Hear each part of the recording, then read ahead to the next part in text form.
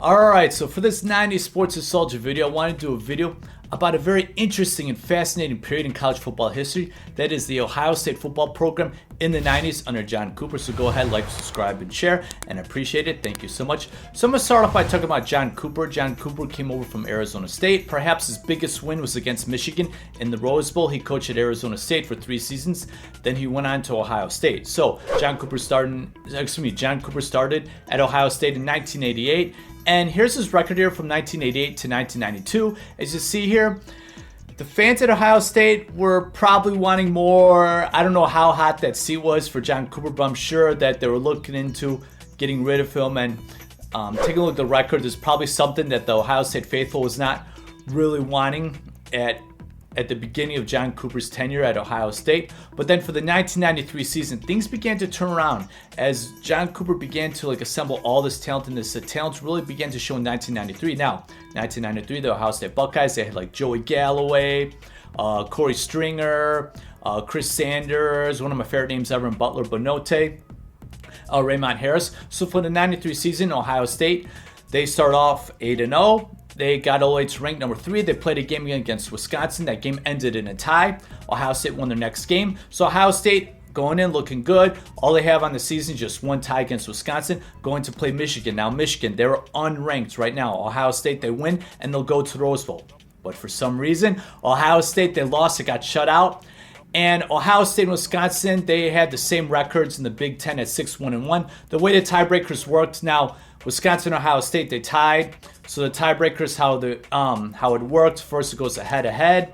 Then it went on the better overall record for the 11-game regular season, not including the kickoff classics at the beginning of the season.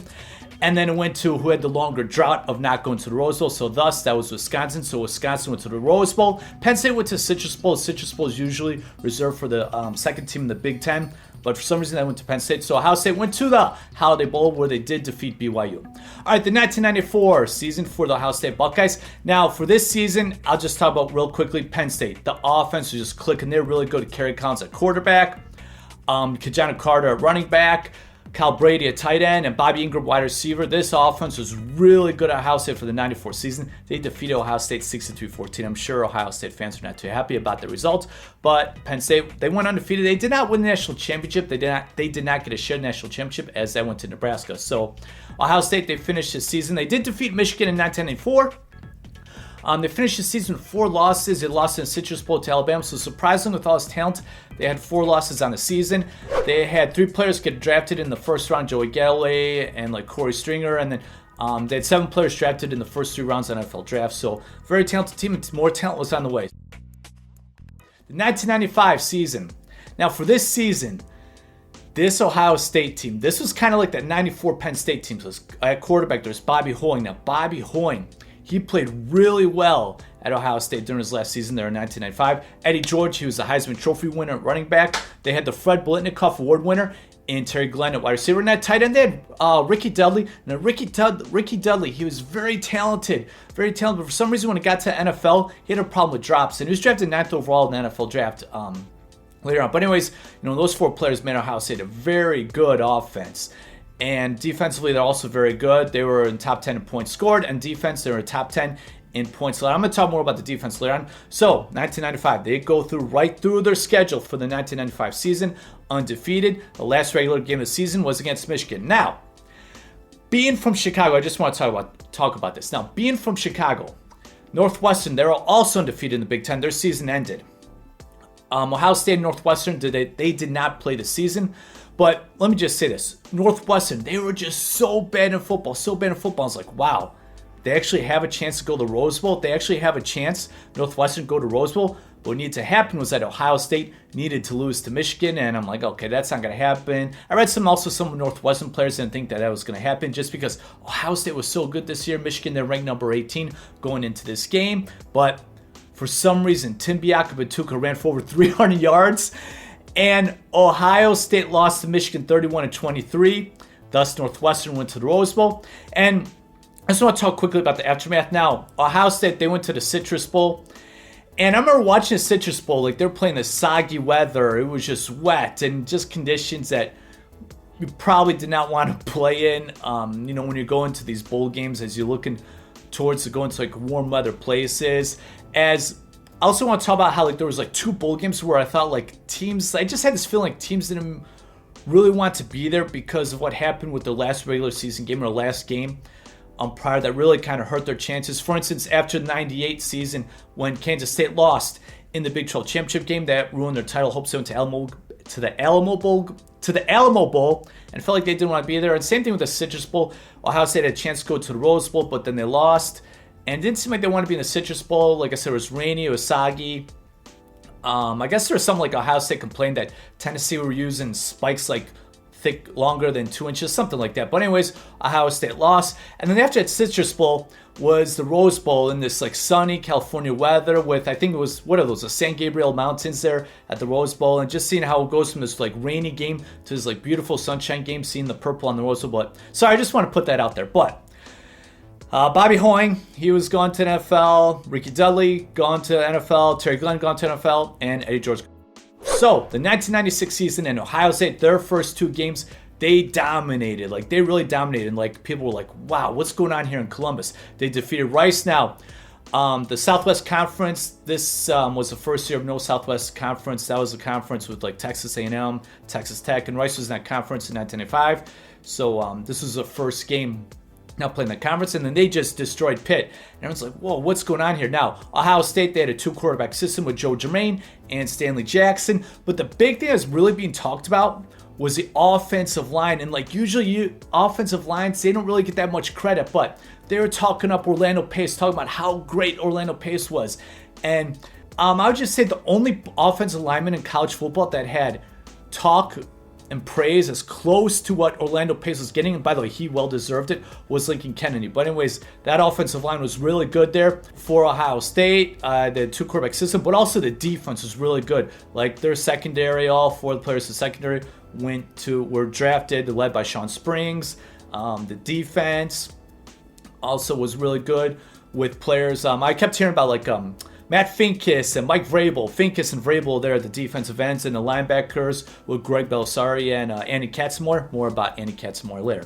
So anyways, Ohio State, they go through a schedule again. They undefeated. The last regular season game against Michigan. Now, Ohio State favorites, I think Michigan, they're ranked number 21. Ohio State, I think they're ranked number 2.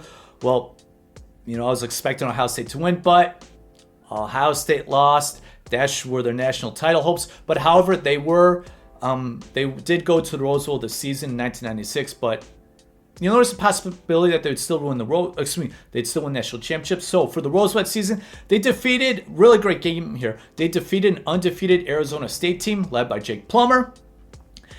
And what happened is they finished the 1996 season ranked number 2. Florida's ranked number 1. Now, the thing about Florida is their one loss of the season was against Florida State, and in their bowl game in the Sugar Bowl, they avenged that loss with a 52-20 beating of Florida State. So I understand why people would have given that national title to Florida, but Ohio State finished number 2. All right, so for the 1997 season, Ohio State, once again, very talented. They had 2 losses. They lost at Penn State. So they had 1 loss, and then going into that late November game against Michigan, Michigan was number 1, Ohio State number 4. Now, guess what? You can call me stupid, you can call me an idiot, you can call me whatever.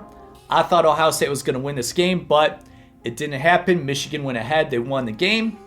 Michigan shared the national championship with Nebraska in 1997. Now, Ohio State, they went ahead, and they played in the Sugar Bowl against Florida State. Now, there was this like a perception back in the 90s where like the Big Ten is just a smash mouth, big guys, toughness, run the ball, play good defense, don't turn the ball over, while the South, like Florida, Florida State, Miami and the Southeast Conference, like though they have all the athleticism and speed. But like I always thought like Ohio State, they were very athletic, around this time. And I was looking forward to this bowl game. I thought this was going to be a really good bowl game, but I was disappointed in Ohio State. They did not play well. They lost 31-14 to Florida State. It seemed like that score was bigger. Ohio State had a tough time driving on Florida State's defense. So I was disappointed. I wanted Florida State to lose being a Florida Gators fan. But Ohio State, they ended up the 1997 season with 3 losses. Now, the 1998 season, now Ohio State, they're ranked preseason number 1. They like everyone coming back. No one got drafted in the 1998 NFL draft, which is the draft prior to the 1998 season. They basically everyone coming back. On offense, they had David Boston. Defense, Antoine Winfield. Joe Germain, by the way, he'd be the full-time quarterback now. And there was an article, I just want to say this real quickly, about Andy Katzenmoyer in Sports Illustrated. Basically, this article is about how Andy Katzenmoyer went to Ohio State. Basically, he's there to play football, didn't really care about academics, and he took classes like golf, to raise his GPA, and like I said, it was more about him going to Ohio State because he wanted to be an NFL player, wanted to be a football player. But for 98 season, like I said, Buckeyes ranked preseason #1. But for some reason, in the middle of the season, they lost to Nick Saban and Michigan State at home. They were a 27.5-point favorite. Now, they did defeat Michigan this season. They had one loss. Now, right here with the tiebreakers, it was Wisconsin, Michigan, and Ohio State, all with one loss. But how basically the tiebreakers went is that it went to Wisconsin. Wisconsin got the invitation to go to the Rose Bowl because they had the longer drought. And that's basically how the tiebreaker worked that year.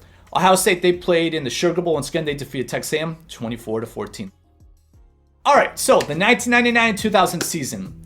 And it was a very unexpected decline. And here's the thing. I'm going to try to be very kind when I say this. Steve Belisari was the quarterback for Ohio State. And like I said, I'm going to be as kind as possible. He did not play the position even close as well as Joe Germain, as Stanley Jackson, as Bobby Hoying, as the quarterback play was really poor around this time when Steve Belisari became the quarterback. And Ohio State, they wound up having a 6-6 record. By the way, I was thinking that, I was wondering, okay, is he just playing quarterback because the Belisari name is royalty in Ohio State because his two older brothers played Ohio State, and really they're going to play Belisari at quarterback? Are there not any better options? But basically, for the 99 season, they went 6-6. And for the 2000 season, they went 8-4. And that was the end of John Cooper. And, I remember back, I was thinking this Belisari, the way he's playing quarterback, it's going to lead to John Cooper's demise, which it kind of did. But also, the team also played undisciplined football. And I guess there were problems with unity and in the locker room, things like that. And John Cooper, I guess, kind of lost the team. But anyways, that was the end of John Cooper era. So John Cooper, here's the first thing that comes to mind. From 95 to 98, talent. And pick any 4-year, 5-year span there in the mid to late 90s. And I'm guessing I don't know, I didn't look this up. They had the most first round picks. I don't know if they had the most players drafted, but they had just so much talent during those years. They just happened to not win the national championship. And of course that leads to the second thing. Probably the thing that people most know John Cooper for, what they think of when the name John Cooper comes to mind, which is could not beat Michigan. He was 2-10-1 against Michigan. And that was the John Cooper era there for Ohio State. And like I said, the first thing that comes to mind, they just had so much talent. What are your thoughts about this era? And Ohio State fans, I'm really curious. I want to know, what do you think about John Cooper? What did you think about this period of Ohio State football? And that's about it. I just want to say thank you so much for your interest in this video. Thank you so much for the support. I just really appreciate it. Really appreciate everything, and thank you.